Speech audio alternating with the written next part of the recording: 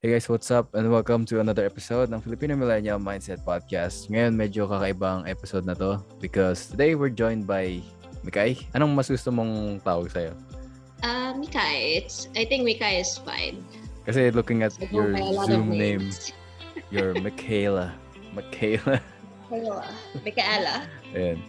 So, Mikay is a friend na ngayon ay nasa Iceland na.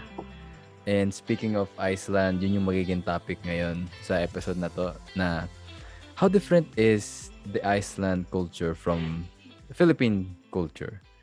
So, una kong tatanong is, yung attitude ng tao. Anong parang napansin mo yung contrast nila, attitude ng tao dyan sa attitude ng tao dito sa Pilipinas? Mas mabait ba sila? May mga bastos din ba, mga ganun? May mga loko-loko rin ba? So I wouldn't really differentiate as much because I've just been here for going to 4 months. So compared to my time in the Philippines, where I spent the majority of my time, which was like 22 years dito sa 4 months. Pero sa first few months ko na dito, na nakastay, mostly mga tao dito, they're very chill. And some of them don't really care what you do. Like, they're very chill and kind. Yun yung napansin ko. But, in contrast din naman, yung mga Pilipino, mabait din naman eh.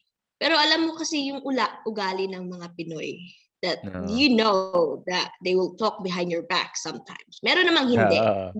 Generally. Pero like, yun. Napaka-chill lang nila. They don't really, some ways, they don't really care what you're gonna do.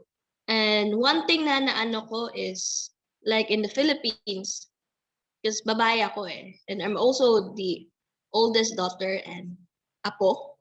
So, my curfew ako. So, around that time, my curfew was 8 or 7 na dapat nasa bahay na ako. But here, staying here in Iceland, even if I go out at 10, yeah, sure, you can go. Like, they won't really question it. Or kung magtatanong man sila, or like, where are you going? And they tell you, and you tell them like where you are going, like, I'm just gonna go for a walk or somewhere. And okay, sure. Then they'll just like, well, leave you be. Something like that. Kasi sa Pinas, kapag aalis ka, ang daming tanong, di ba? Saan ka pupunta? Ano oras diba? na? Ganon. Ganyan ba ang uwi ng babae? Diba? Ganon. Yun din yung napansin ko, napaka-chill na mga tao dito. Or ganun lang talaga sa host family ko. Tsaka, iba rin naman dito, may mga, pagdating sa mga crimes, tingin ko dyan, ano yung crime rate? What's the crime rate sa Iceland? Oh yeah, that's also something very interesting. Kasi ang crime rate dito sa Iceland is actually very safe. So, napaka funny. Because there was this one time, because I was gonna go out. My host family is gonna go out. So, walang matitira dito sa bahay.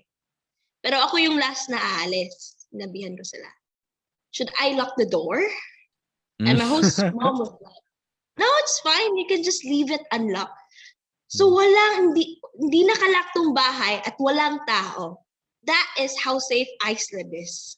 No. Literally. Kasi, di ba sa Pinas, you need to like double check or double lock your house before going out. Especially at night. But dito, like, they just don't. Even at night? While sleeping? No, gabi, nilalak nila. Pero kapag daytime, hindi nila, like, they just go out. They just leave it unlocked sometimes. Pero wala pang record of anyone breaking in, like, for the longest time.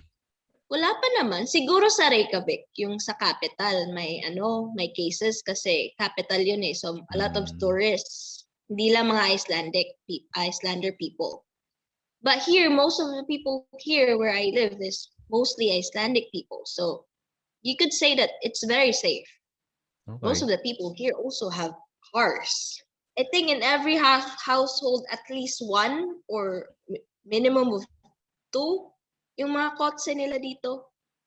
May mga nakita bang, may mga homeless ba dyan? Or... Actually, wala akong masyado nakikita eh. Siguro sa Reykjavik, sa capital, may mga homeless. Pero hindi mga bata, yung mga matatanda Na I Mm. think they're into drugs or marijuana mostly. Kasi marijuana is also still illegal here. Di ko Talaga? pa masyado mag-grasp yun, ano. But like most of the homeless people that I see here are drug addicts. Oo. But that's just it. Pero kukunti lang. Hindi katulad sa Pinas na when you walk around the street, you could see someone sleeping on the sidewalk. Hindi dito.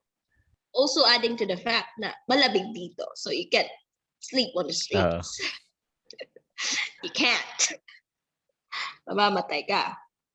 Well, kung sanay ka na masyado. Not exactly. Malamig talaga siya. Yung lamig niya is masakit, especially if wala kang hat or something to muff your ears. Masakit talaga siya. So when you go out here in Iceland, especially first timer ka, you need to be covered from your ears, gloves, or scarf, or a coat, or something like that. As long as yung upper body mo is warm, you're good. So, maranasan na yung ganung klaseng lamig. Pero may iba naman. What's your experience na with... May mga naging friends ka na for sure na Icelander? Nalimutan ko yung tawag sa kanila. Icelander. People, most of the people here, kasi naghahanap din ako ng kababayan eh. Kasi iba din, di ba? When you are talking or hanging out with fellow Filipinos. So I've made a lot of Filipino like friends. Kasi naghanap talaga ako. And siguro aside sa host family ko and also the relatives which I've been acquainted to. Siguro isang beses lang siguro ako nakaano ng Icelandic. And that is to say, Na-befriend mo? You befriended? yeah, in a way, kasi most of the people here are busy. That I would say. And we're gonna talk about that later. But I would say most of the people here are busy. Like with So, actual work? yes, with actual work. Or like they're doing something productive. Well, the only someone that I've been acquainted to is, well, now actually been planning on making him my best friend, but now he became my boyfriend. Ayun. Score. Yes. So he's been also been helping me with my Icelandic. Yeah, so with your Icelandic boyfriend, nakilala mo na ba parents niya? Yes. Alright. So yun yung next question natin. How is well, hindi ko sure kung you've been there long enough to, see how Icelandic parents behave or how they raise their kids compared sa Pinoy. Actually, I could tell you that firsthand kasi the nature of my work here, the reason nandito ako sa Iceland is to become an au pair. So au pair is kind of like exchange of culture in exchange for like minor like household chores and babysitting. So I am exposed to children. So the kids that I am taking care of or nasa radar. Radar? It's like 9 years old, 7, tapos my 3 years old, tapos 11 months old na baby. So, napansin ko sa nila dito, sa parenting nila dito is, in a way, there's also very chill kasi bawal ang palo dito eh. It's by law. Na bawal mo paluin yung anak mo dito. Matagal lang It's ganun. by law. Matagal lang ganun dyan? Or Yeah, I think so.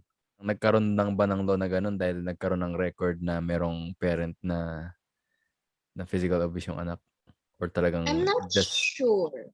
Pero gusto kong I would ask that when they come back. Pero na-amuse ako doon na it piqued my interest na it's by law na bawal paluin yung anak mo dito sa Iceland. Kasi mga Pinoy, lumaki tayo with palo eh. Pinagmamalaki pa natin yun, di ba? Pag merong parang pusong mamuntay nakikilala, sasabihin ng iba, ako nga pinapalo ko ng hanger ng sinelas. Mga ganun. Another thing din na ko dito is the kids here are also busy. Aside from their academic like schools, they also have time for other things. Napaka-busy ng mga bata dito.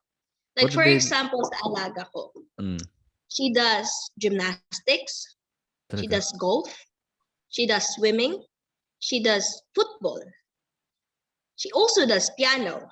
Okay. So yung schedule niya for the whole week is naka-schedule na. Or like may gagawin talaga siya. Hindi siya nakatambay lang sa bahay. Yun din yung napansin ko. Kasi mostly, and thinking she's still 9 years old, ha? 9? 9 years old. She's playing golf and 9. Golf, gymnastics, swimming, Pero, football, ano ba to? Parang piano. out of her own gusto niya lang? Or parang sinuggest sa kanya ng mga magulang niya na, uy, ito gawin mo? I Parang, think kailangan din eh. I think it's also by law. Kasi din eh. Like, preschools here starts at 1 year old. And it's also by law that you need to send your child to preschool when they hit 1 year old. So that already is in itself tells a lot of things, di ba? oo. Kasi siguro din yung opportunities and accessibility and everything. Wala kang makikitang tambay na anak na kid dyan, as in 0. Yeah, siguro when they have their breaks, but like after their break, they need to go somewhere. Oh, I mean, 'di ba parang tulad dito sabihin sa Pinas, yung iba parang after they graduate college, parang since masyado pang dependent sa magulang, tambay na lang muna, mga ganun. Hindi. They have 0. Wala. I think some of actually teenagers here, like they start work at an early age siguro. Like my boyfriend, I think he started his first job when he was still in high school. Sa Filipino parenting is we've been cuddled up too much. Oo, sobra. Share ko lang Diba? 'to. Alam mo ba yung dati before nung bata pa ako, maghuhugas ako ng pinggan. Dahil hindi naman ako inutusan, gusto ko lang matry maghugas ng plato. Mm. Sinita ako ng grandmother ko. Sabi niya, "Ba't ka naghuhugas? May katulong naman." Di ako naghugas. Nung malaki na ako, nung mga siguro teenager, kailangan na tuloy may maghugas dahil wala nang katulong. Ngayon pinaghuhugas ako. Natawa lang ako dun. Na ganun nga yung ang kalakihan. Pag bata ka pa, 'di ba? Parang yung point nila is you're too young to do those You're things. too young and parang they don't trust you to do stuff. Another thing Oo. din dito is when my host mom like cooks something, she bakes something, she lets the kids join. She lets them like whisk or cut something. Pero kapag sa Pinoy yan, ang bata gustong tumulong kasi they want to be included, di ba? Minsan, or like, yung napansin ko, growing up, nasabihan na, malis ka nga, nakakadisturbo ka. Manood ka lang ng TV, di ba? Usually it's like that. But here, the parents actually include the children when they do something to help them learn. Parang nafe-feed din yung kasi yung curiosity nila, no? Yes. And then, I think that's the best way to teach someone is to, alam mo yun, i-leverage yung curiosity nila. Dahil hindi sila naboboard matuto. They actually enjoy it. Ayun. Yeah, in a way, the parents here are helping them like learn. And tawag nito? Another thing din na ko is like when yung baby, there was one time na nadulas siya and he bumped his head. And in a way, I felt sorry kasi kapag nangyari yan sa Pinas and their baby is like matataranta sila, nangyari. Diba? But you know what my host mom said? She said, it's okay. He has to learn. He needs to learn. Madali kasi ma-mistake yun. Lalo na pag ang tao literal-minded. What do you mean by literal-minded? Literal-minded is parang, halimbawa, in your example, yung bata na bagok, they treat it as it is. Kung ano lang siya. Kung ano yung nangyari, yun na yun. They don't take anything out of it. Yun tuloy, walang na-extract na lesson sa mga nangyayari habang lumalaki. Naranasan mo ba ito before pag bata ka, nadapa ka na, pinagalitan ka pa, nasaktan ka na, pinagalitan ka pa dahil nasaktan ka. Yes. Instead of parang tulungan ka ng parent mo na paramdam nila na nagke-care sila, tapos parang tulungan kang ma-realize ano ba yung maling ginawa mo. Bakit Mhm. bakit ka nasaktan? Instead of bungangaan ka lang and then mag-focus dun sa negative na Yeah. nangyari. Parang ganun yung nakikita ko kasi sa yung typical na Filipino parent. Na ngayon nabanggit mo yung diyan sa Iceland, napakalayo. It's very far. And also one thing na kasi may something nangyari. The kids here, kids that I'm taking care of, they're actually very independent. Yung Like at 9-year-old mo. 9-year-old, or even the 7-year-old, they cook their own meals Wow. for lunchtime. They just cook pasta or just make smoothies here. Kasi hindi masyado big meal yung lunch at breakfast eh. Yung nagsasama lahat sila is dinner. And even with dinner, the kids still help their parents prepare the meal.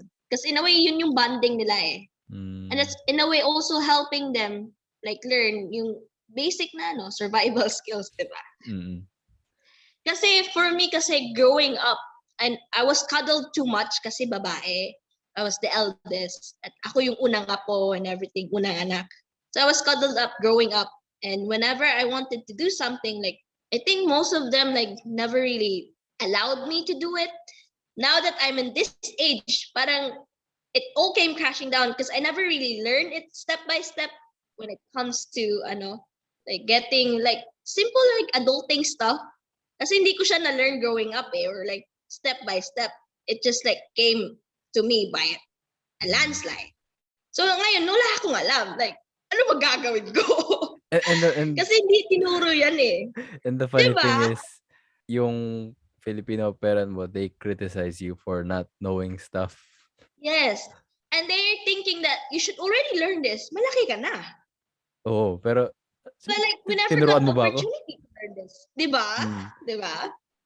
We're not blaming, pero yun yung reality, di ba? Parang Yes. masyadong kinakadal up ng Filipino parent yung anak. Tapos pag lumaki tuloy na mangmang or walang alam sa bahay, sila pa yung nagagalit. When in reality, But don't get me wrong I still love my parents very much. Yeah. Yun lang yung Syempre na-observe naman. ko. Which is true kasi tingin ko kasi, well, in hindsight, they were just doing what, or rather they were just raising you with what they know. Di ba? And importanteng ma-realize yun eh. We're not just hating on Filipino parents na nag-lack sa ganong klaseng parenting. Importante ding ma-realize na they just did what they know. Baka ganun lang din sila na brought up. Tapos, lately lang naman nagiging topic yung mga ganito ngayong age natin, di ba? Ngayong 2020s or mga the past few years.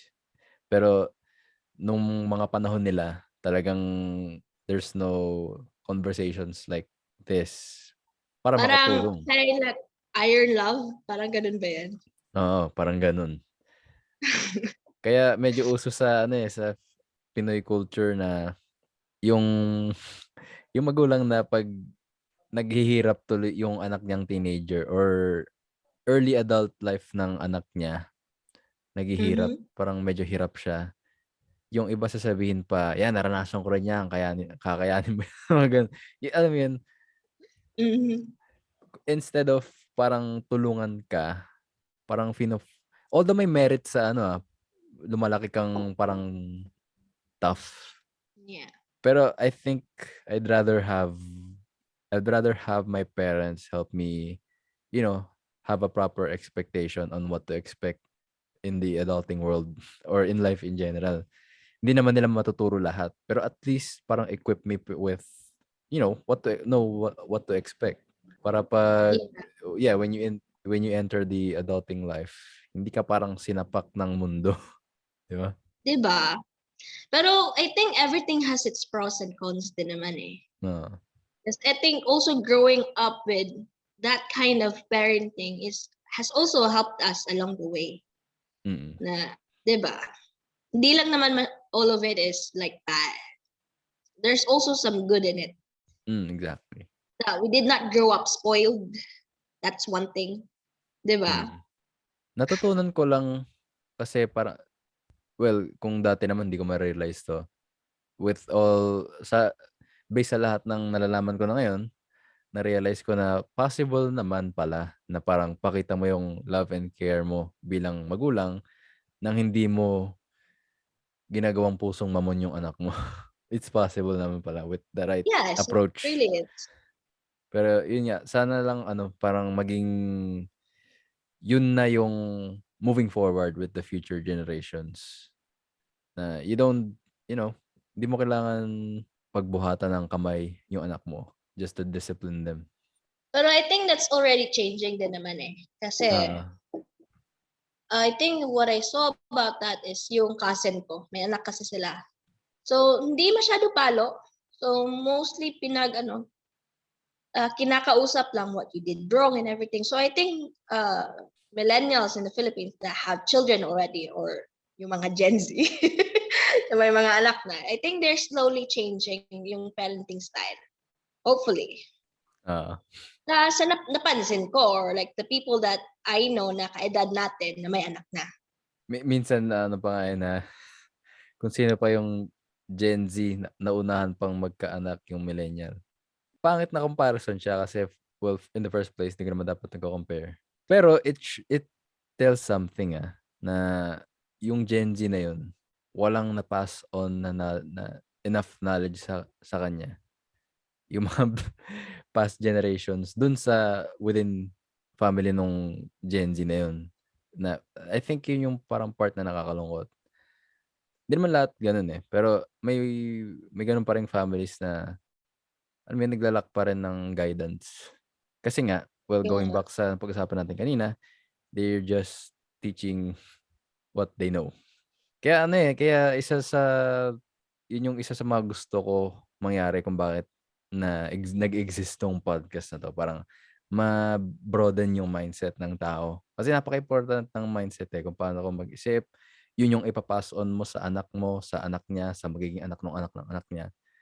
Kasi parang I learned to accept although hindi pa ako parent.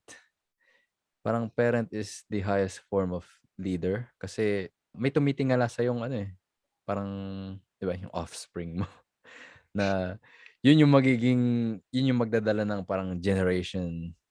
Kaya napakaimportante na maayos yung mindset kung tingin mo your mindset is not okay.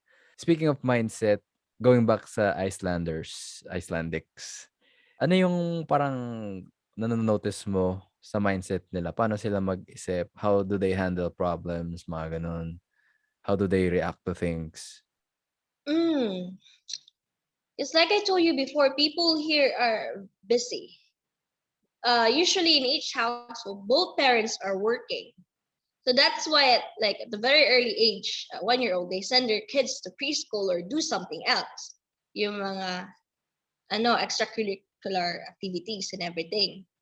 Because both parents are working. Another din na napansin ko is compared sa Pinas, they don't really like if this thing still works, we will still use it. Or like for example, Hmm, phones. My parents, they have like high ranking jobs. They get paid a lot, but their phones are hindi masyadong updated. They don't really go for the trends na may lumabas na iPhone. Ano oo. na ba ngayon? Di ko na rin 13 alam. I don't know. or 11? But yung latest iPhone that it just came out, they don't immediately buy that because they still have a working phone. Yun lang din napansin ko sa Pinas eh. Whenever there is something new and something on the trend, they need to get on with it or like they need to have it. But Mm. dito, mga low-key, may kakilala nga ako eh, yung au pair din siya. So I usually go there a lot. And her host parents also welcome me. They say that like I can just stay over sometimes. There's an extra room, an extra bed. I can just go there. So napaka-welcoming nila, napaka-mabait nila.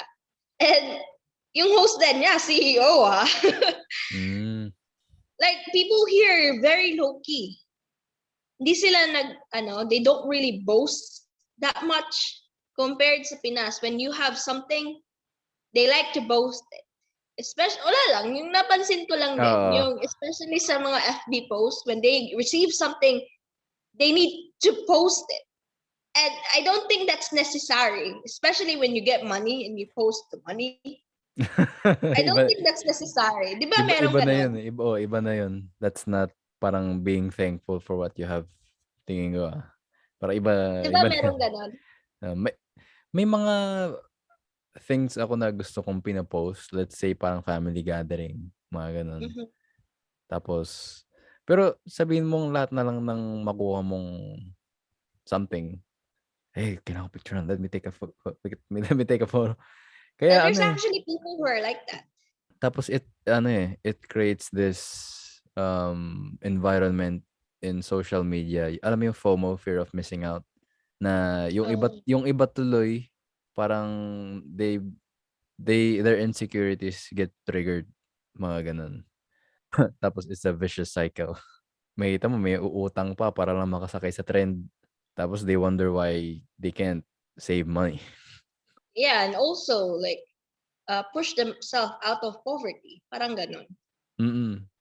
Ang Di the ba? the s yeah, the sad part about it is kahit yung mahihirap, 'di ba nagkakaroon na ng access lahat sa social media. Even mahirap may phones na ngayon. Ang sad part dun is yung ibang mahihirap na susceptible talaga sila sa influence ng iba, sila pa yung parang napu-push lalong mag-jump in sa trend dahil ito yung uso. Tapos merong feeling kapag pasok ka sa trend parang in ka, 'di ba? You feel Yes. accepted. Kaya ngayon sobrang bihira lang magbukas ng Facebook, ng social media. I do it very carefully. 'Pag napapansin kong naapektuhan na ako ng mga nakikita ko, I try to become fully aware of it instead of, be reactive, Mm-hmm. na sinabi ko, "Okay, that's enough." Alis na ako. Yeah, and I think that's a good thing to do.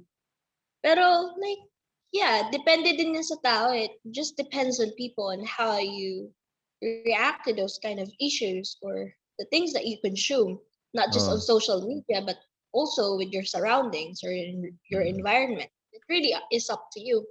Kasi for me before, whenever like there's something bad that happened, I would react with it like emotionally. Like I would mm, shut down. And I could have done better to be honest. But at that time, I was still not that good at controlling my emotions or like how I consumed that situation or what happened that time.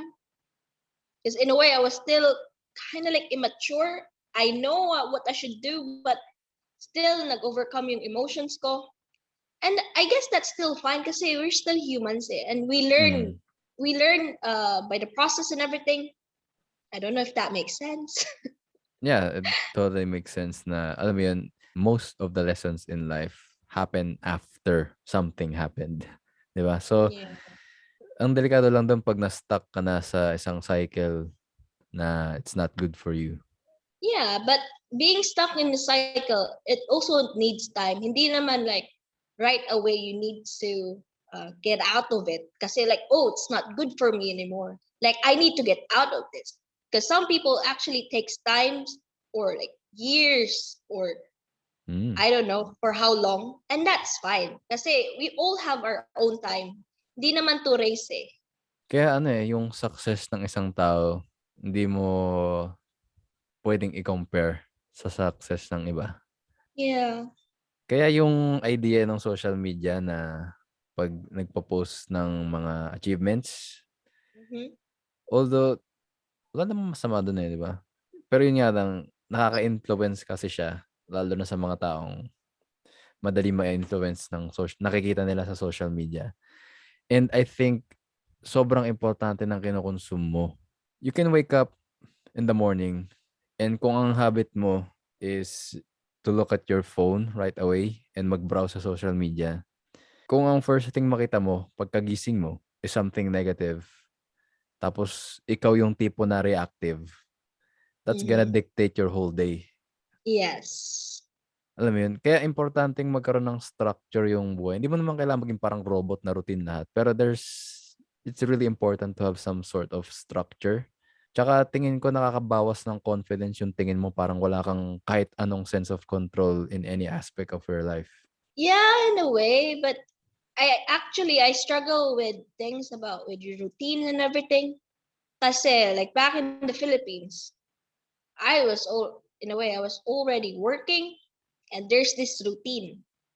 And it feels like ganito na naman. Like Mm. I know I'm moving forward, but it's just that I'm stuck in this routine and I knew I wanted more. So actually going here to Iceland has been like it took me like a long time to get here. Like Mm. the process of getting here. So like in a way I was frustrated by the routine kasi ito like I wake up, exercise or work, uwi, kain, tulog, and then the same thing. So I didn't really like that if I'm stuck into something. Or like maybe it's just me.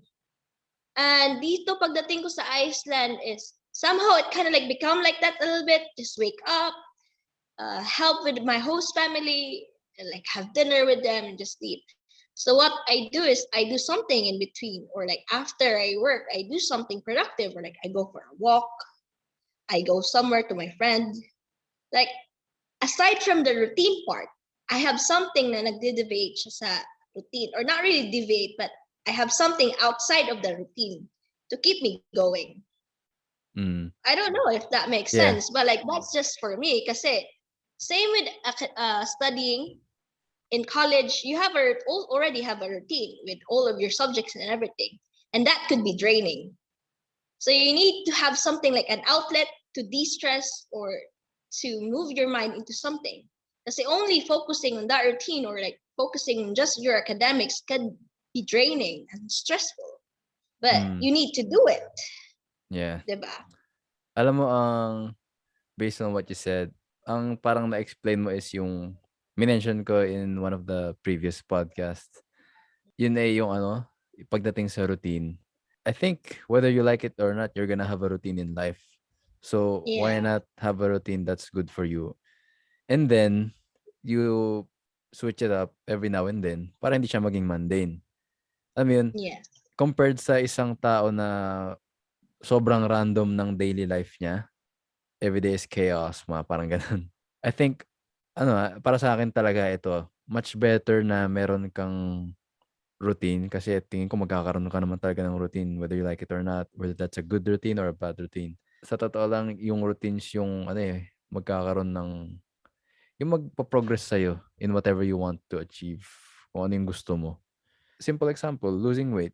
What it takes to lose weight is the tedious things, the little mundane things na mag-exercise ka. May ibang tao na enjoy siya. May ibang tao na dinedread siya. I think that's when you try to make it entertaining for yourself. Pero, you still have a routine. It's just, yeah. In a way, you're actually right with all the things that you said. That people will normally have a routine in their life. mm, Pero yeah, even with people who travel a lot, they all also have a routine or like being exposed to like each environment because I think that helps them adapt to their mm, surroundings. they don't feel lost. That makes Uh, sense. diba? So, kind of like your routine is your map. You can stray from your path every now and then to make things interesting or entertaining. Pero you still have this path to go back to na Yes, true, true, serves as your guide. true, true, true, true. Mind blown. Mind blown. Mind blow. Boosh. Okay. Okay. So, nanonood ako kanina ng Mm. Icelandic culture video sa YouTube. Parang natawa ako dahil siya, yung babaeng to, Icelander siya. Tapos iniisa-isa niya, 'di ba nanonood ka ng Marvel? And then sa Marvel Which universe, Marvel? basta the Marvel universe in general, Okay. yung pronunciation ng Yeah, Norse mythology, si Odin, yung mga narinig mo sa Thor. yeah, it's different. Yeah, it's different. And their language here, because I'm actually planning. Kasi it frustrates me, like them speaking and me not understanding anything what they're saying. Like So an in a way that alien. frustrates me in a way. So I like to like learn it little by little, but their language is very hard to learn because each thing has a gender. Even this one has a gender. What? Yes. So you refer to that like it's a little bit complicated. They have a lot of things, and also Well, let's make things some of the simple. and like the way it's spelled, it's not actually what you hear. Yeah, I think yung kaninang pinapanood ko, the way they spell Thor, may kakaibang K, may kakaibang O, Yeah. and then the way Those they are say, special letters yeah, here in Iceland. the way they say R is they let the R roll, parang Thor, Yeah. Thor. Actually, I was like learning how to say I love you in Icelandic last night, and my boyfriend was helping me, and I couldn't really pronounce it properly. Or egg elska thor, I think. I Egg what? cannot pronounce it properly. Teka, I let me check. really can't. Google Translate. Egg elska thik. Egg elska thick. They have But this parang symbol na but P pero try yeah. P pero nasa gitna That's yung actually curve. th. TH yun. Fig. Egg But elska try thick. listening it if that's actually how you like. Egg elska thick. Egg elska thick. Egg elska thick. But if you say that to us in Icelandic, they won't agree with you with how you pronounce it. Yun yung pinapanood ko kanina. She's parang sinasabi niya mali daw lahat ng pronunciation ng US sa mga Yeah. pangalan. Dun sa kay Odin, kay Thor, kay Loki. Ragnarok. Ganun. Ragnarok. Ganun daw tama. Yeah. Loki. Natawa ka. Another thing na ano ko dito sa Iceland, because people are so chill, right? The president actually go to a restaurant that doesn't have any bodyguards, and the people are there like, just, oh, that's president. I'll just keep on eating. They don't care.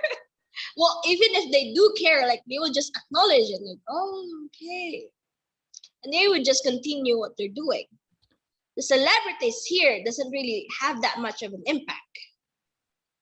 Remember, like the mountain, was it in Game of Thrones? Yeah, I don't watch Game of Thrones. Pero sige, go on. But like Bjornsson?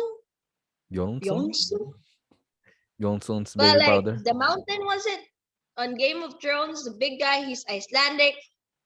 You could actually just see him just on the streets, and people wouldn't really like go over to him and like, hey, let's take a picture. No. Even like the prime minister, like there was this one time, there was like this, my host mom's dad, he's a conductor of the men's choir here, and they were having a show. Next to him was the prime minister. People didn't really make a fuss about it. And that's the prime minister. It's a high-ranking like position. So celebrities here doesn't really have that much of an impact compared in the Philippines, diba? So they don't have this parang pedestal mentality that, alam mo yun, pag may position ka, Pinoys think highly of you, parang ganun. Maybe there's also like that, but not as much here in Iceland, because you also have to consider Iceland is a small country. Yeah. And their population for the past how many years is they haven't hit 1 million yet. There's still like 350,000 population. Ganun lang po sila.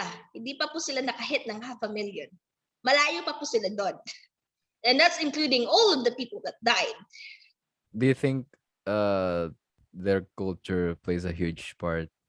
Kasi, di ba, dito sa Pilipinas, sometimes, although hindi sometimes, palagi, yung mga mahirap sila yung maraming family, maraming anak. Yeah. Actually here, having 5 kids is very big now already. Usually, kids here, like 3 or 2, ganun lang. Or like maybe 1. Yun lang yun eh. Having 5 kids is already very big. So would you say they're pretty educated when it comes to, you know, starting a family, mga ganun. In a way, and also they are prepared already. Kind of like, yung opportunities is naka-laid out na eh, compared sa Pinas that you need to chase for it or like try to find for it. But yung parang, yung na-observe ko lang ha, yung opportunities na nabigay sa Pinas and or like Filipinos or here in Europe, it's different. Like for us, for example, like planning a trip abroad, it takes us years to plan it or months. For here, like maybe they also like take years or months to plan it, but like if they plan it, it actually comes true. Hindi lang siya napupunta sa drawing. Yung mga ganon. Or sanay ka na ba sa drawing? Hindi naman.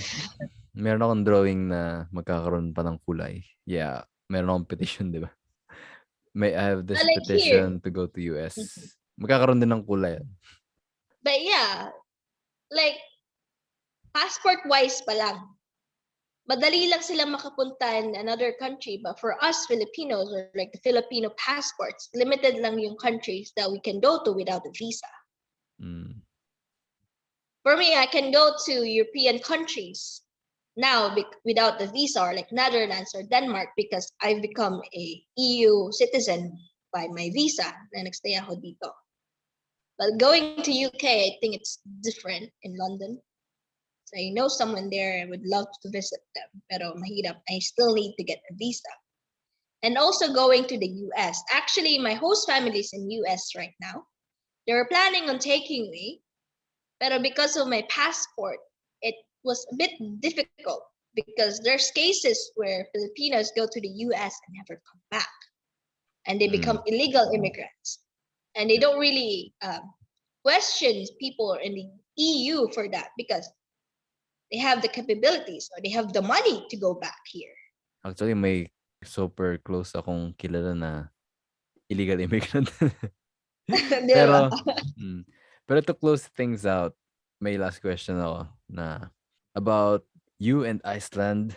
So, would you say, or rather, how has Iceland affected who you are so far? Simula nung dumating ka dyan, did it change anything about you, well, other than where you live? Parang may nagbago ba sa in how you think, how you treat life, how you treat your life, or how you live your life? Any change, drastic change about yourself? I would say that I'm still in the process of it because, again, it hasn't been that long since I'm here in Iceland.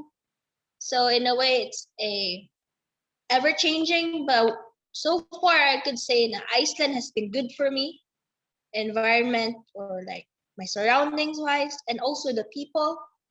They've been good to me because, like, unlike in the Philippines or what I've experienced personally, like people don't normally like point out your flaws. Yeah. Here, since people are chill, like, maybe they do care, but not as much, and they don't point it out because that's rude. They think it's rude, and that's okay, and that's nice. But people here, from what I've experienced, people that I know of, they just point out their flaws without actually thinking what they're saying, or they could actually hurt someone by just saying that. And yeah, with regards to my mental health, the new environment has been good for me. How was it in the Philippines before? Tapos how it's changed since you moved to Iceland?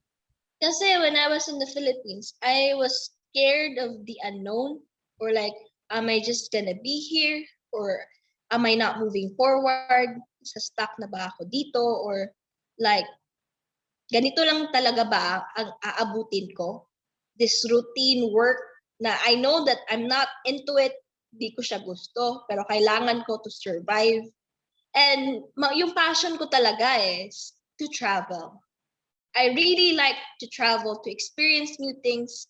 That's also one of the reasons why I wanted to become an au pair, to experience new culture, to meet new people, to see the world. And the first step to that is being here in Iceland, but not to be rude or anything. I'm not actually planning on going back to the Philippines yet. Because in a way, I'm still young. I'm still 23 years old, and I'm planning on exploring Europe for quite some times, maybe for a few years before going back to the Philippines, or if I ever will go back. Because I've been stuck in the Philippines for my whole duration of my life, and I think I've had enough of it already because it hasn't really improved me as much as it has improved me here. So being here in Iceland, it's new perspective of things. It made me become more open-minded, not really, judgy, or because I think we can relate to all of that. That at times we could judge people, maybe silently, not really pointing it out. But Uh, yeah, it also, kasi your environment also influence you, or the people around you also influence you. Ganon.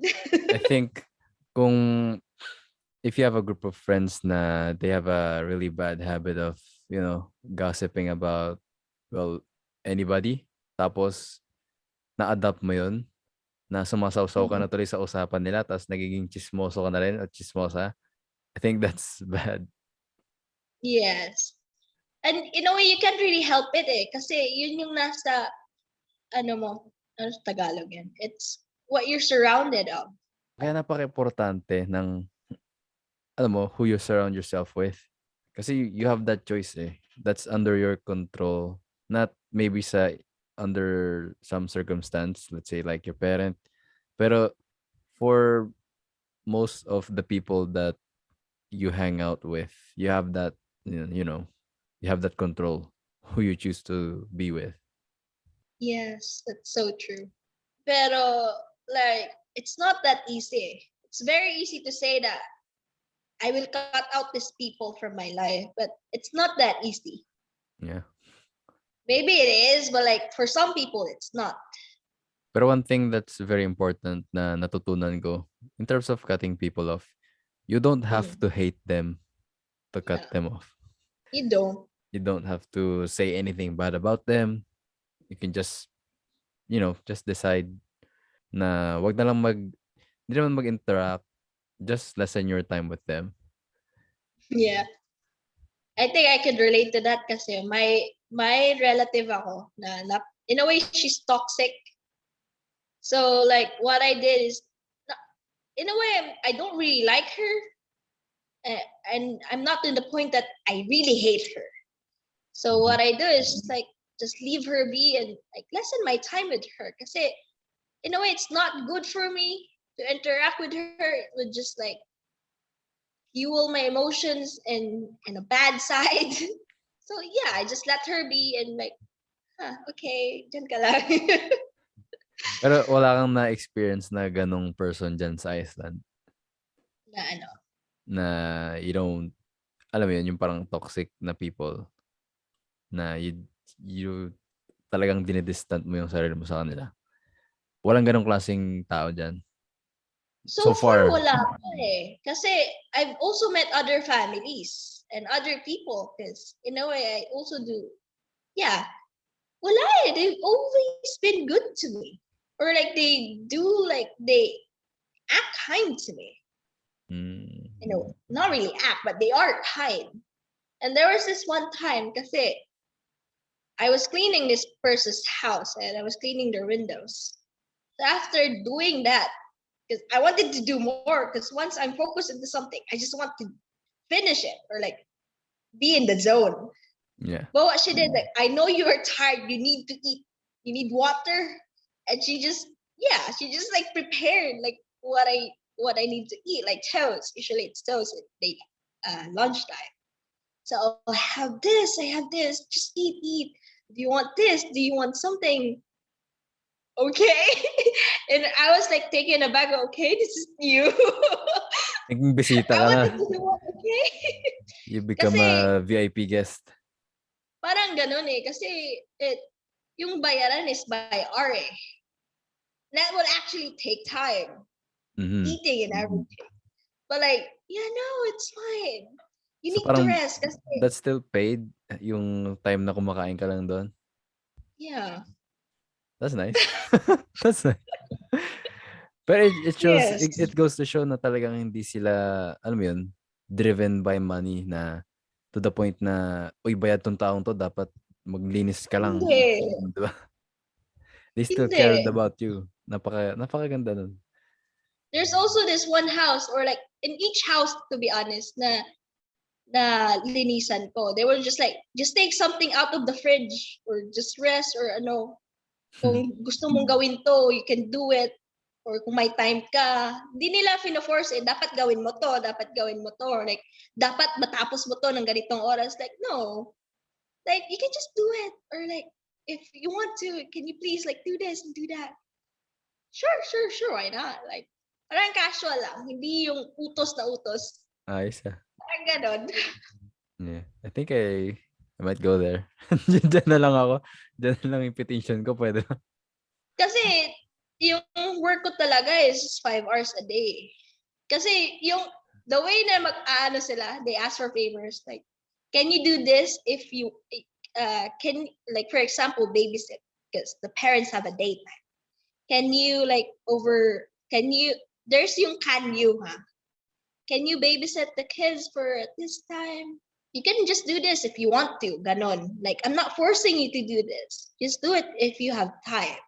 If you want to. May ganong, like, parang taken aback ka. Like, okay, should I not? Oh, but I know I should. Parang mga ganon.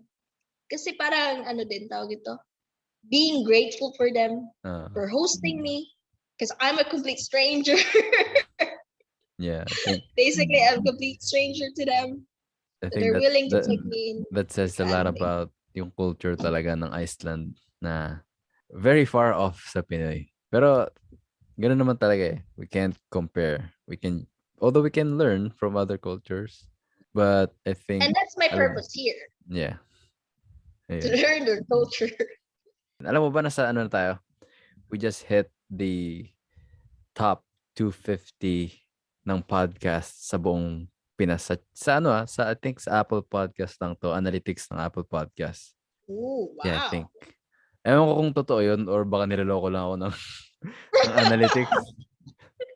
Pero kung totoo man yun, thank you sa lahat ng nakikinig. Well, regardless kung totoo yun o hindi, thank you pa rin sa mga nakikinig. Yeah. So parang may gusto ko bang i-share sa kanila so far sa, ewan ko, about life based on sa existence mo or sa stay mo dyan sa Iceland. Anong gusto mong sabihin sa kanila? I would say, like, when it comes to life, just, tawag nito, huwag kang magmadali. There's gonna be a time for everything. Like, doesn't mean that people are ahead of you na wala ka ng kwenta or like you're not moving forward, but you are. You're gonna have your time. You just need to wait patiently and at the same time be productive or do something at least. Kasi even if you wait and you're not doing anything, that won't happen. Yeah. Everyone has their own time, but still, even if you're waiting, wait productively. Parang ganon. Ang ganda I think nun I've also heard another podcast, but still. Yeah. And if you want to be an au pair, it's just, But like, yeah, I think au pair is not that widely known in the Philippines. Yeah, I think ngayon ko lang siya narinig. At na-realize ko lang kung ano siya as you talked about it. Yeah, being an au pair is nice or like if you want to experience it, because being an au pair is like being hosted by a local family in that specific country. For example, here in Iceland, and you just work for 5 hours a day. Basically, you're just free learning their culture and everything in return for like simple household chores and babysitting. It's also in the contract. And they won't let you do anything hard, like shoveling snow, because that's not out of the contract. Just simple stuff. And it really just depends. Well, so far, the people here in Iceland, all of them has been kind. Maybe merong hindi, pero that's, in a way, I would say it's rare.